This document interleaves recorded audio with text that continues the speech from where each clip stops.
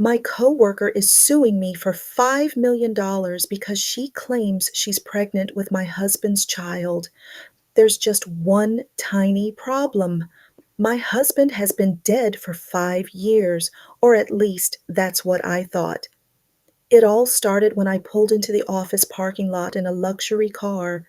My coworker, Vanessa, looked at me with pure envy and asked, "Did you buy that yourself?" I kept it casual and said, "It belongs to my husband."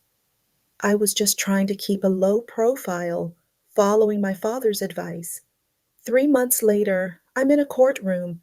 Vanessa is crying, telling the judge that she went to my house to drop off a file, met my husband, and well, now she's demanding half of my assets. The whole room was judging me, but I couldn't help but smile. I looked her in the eye and asked, "Are you sure it was my husband?" She yelled, "Yes, Michael Turner. He told me everything." I stood up and said, "Your Honor, Michael Turner died in a car accident 5 years ago. I identified the body. I buried him." The silence in that court was deafening. Vanessa turned pale, but she didn't back down. She gave an address, apartment 302, and described him perfectly. Tall, gray eyes, but she mentioned a scar on his jaw that Michael never had. That night, I went to that apartment. My heart was pounding. I pushed the door open, and there he was, a man who looked exactly like my late husband. He looked at me and said, "You took your time, Claire. Did you bring the silver key?" That's when I realized this wasn't about a baby or a lawsuit. It was a setup. My husband didn't die 5 years ago. He staged it. He had been hiding, using my widow status to shield his illegal offshore accounts.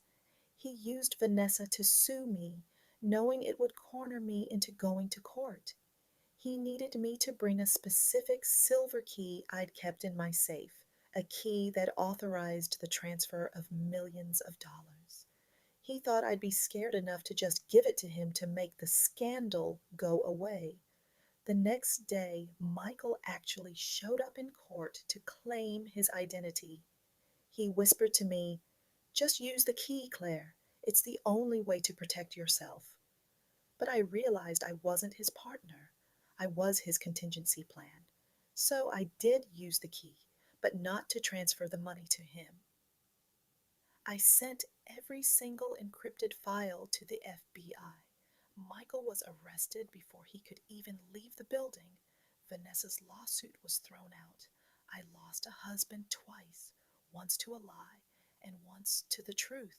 But this time, I walked out of that courtroom owning the car, the house, and most importantly, my life.